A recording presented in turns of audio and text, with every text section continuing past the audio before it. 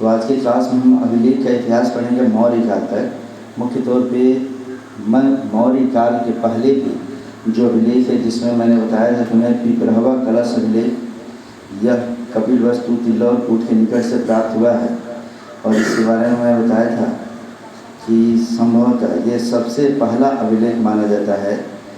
और इस तरीके से भारतीय इतिहास का सबसे पुराना अभिलेख पिपरहवा कलश अभिलेख ये पढ़ा चुका हूँ मैं। आज हम पढ़ने जा रहे हैं महास्थान लेख। बांग्लादेश कहाँ पे स्थित है? ये बांग्लादेश के बोगरा जिला में स्थित, वहीं से प्राप्त हुआ है। इसकी भाषा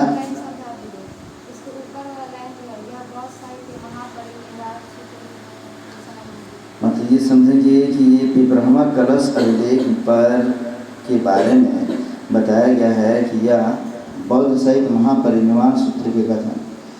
बौद्ध साहित्य, बौद्धों के कई धार्मिक ग्रंथ हैं, जिन ग्रंथों में से एक ग्रंथ का नाम है महापरिनिर्वाण सूत्र। तुम नहीं पढ़ पाई हो इसको, लेकिन ये जानो कि उस पुस्तक में भी लिखा गया है कि अस्थि कलश अवशेष का बंटवारा करके उसे भारत के और भारतीय उपमहाद्वीप के अगल बगल हिस्से में उसको 8 जगहों पर विसर्जित कर दिया गया था। ठीक है ना? तो उसकी ये चर्चा स्पष्ट रूप से देता है। अब हम पढ़ते हैं महास्थान लेख। ये बांग्लादेश के बोगरा जिला से प्राप्त हुआ है। भाषा प्राकृत, लिपि ब्राह्मी। इस पर तिथि दर्ज नहीं है। संभवतः पृष्ठभूमि की इसका व्यक्तिगत लेख है। ये संभवतः मौर्य का अशोक पूर्व चंद्रगुप्त मौर्य के समय का यह महास्थान लेख होगा, ऐसी संभावना व्यक्त की जाती है। जो मौर्य साम्राज्य के बांग्लादेश तक विस्तार को निर्धारित करता है। मतलब हम फिर से मैं बता दूँ तुम्हें कि मौर्य साम्राज्य जो पढ़ेंगे हम लोग, यूपीएससी के जो क्वेश्चन पूछे जाते हैं उसमें ये पूछा जाता है कि अगर मौर्य साम्राज्य के बारे में जानते हो तो उसका मूल स्रोत क्या है। कैसे कह सकते कि मौर्य साम्राज्य का विस्तार मान लो जो उत्तर में कश्मीर में हुआ था कि नहीं हुआ था, दक्षिण में कहाँ तक हुआ था, बांग्लादेश तक इसका साम्राज्य का विस्तार हुआ था कि नहीं। तो बांग्लादेश तक साम्राज्य के विस्तार होने का साक्ष्य कौन सा अभिलेख देता है? महास्थान लेख। ये पूछेगा मौर्य वंश का कौन सा अभिलेख है जो ये बताता है कि मौर्य वंश का विस्तार बांग्लादेश तक हुआ था। तो हम क्या बोलेंगे? यह मौर्य साम्राज्य के बांग्लादेश तक विस्तार को निर्धारित करता है। इस लेख में राजकीय अन्नागार बनाए जाने की चर्चा है। अकाल की पुष्टि होती है। मेगास्थनीज गलत। मेगास्थनीज अपने इंडिका में कहता है कि भारत एक ऐसा देश है जहाँ अकाल पड़ता ही नहीं। अकाल का मतलब होता है कि मान लो कि कभी कभी बारिश न होने की वजह से, तापमान में वृद्धि हो जाने की वजह से फसल ठीक से हो नहीं पाती है, लोग बिना काल के ही कालग्रसित होने लगते हैं, मरने लगते हैं। तो उनको बचाने के लिए, भूखमरी ख़त्म करने के लिए कोई भी सरकार या राज्य होती है या राजा महाराजा होते थे, वे एक बड़ा सा समझो कि अन्नागार बनाते थे और उसमें अन्न को इकट्ठा करके रखते थे कि यदि देश पर संकट पड़ता है तो ये अन्न वहाँ पे हम डिस्ट्रीब्यूट करा दिया करेंगे।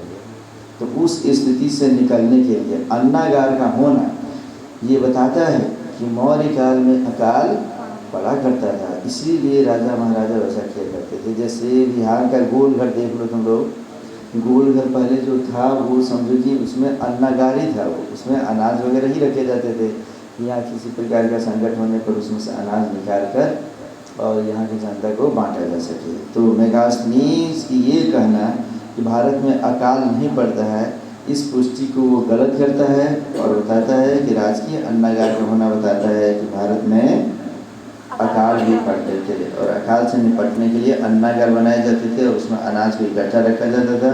ये कौन सा स्रोत बताता है? महास्थान लेख। इस तरीके से इसमें बताता है कि मौर्य काल में प्रचलित छोटे तांबे का सिक्का, काकिनी शब्द आया है अर्थव्यवस्था में, काफ़ी इम्पोर्टेंट। मौर्य काल में जो तांबे का सिक्का चलता था सबसे छोटा वाला, उसे क्या कहते थे? काकिनी। ये पूछते थे काकिनी क्या है, तो मत बोलना कि काका की पत्नी का नाम काकिनी है। क्या बोलेंगे हम लोग? हाँ, मौर्य काल में चलाए गए छोटे तांबे के सिक्के का नाम ही काकिनी है। अर्थव्यवस्था को, अर्थात मुद्रा अर्थव्यवस्था का प्रमाण है।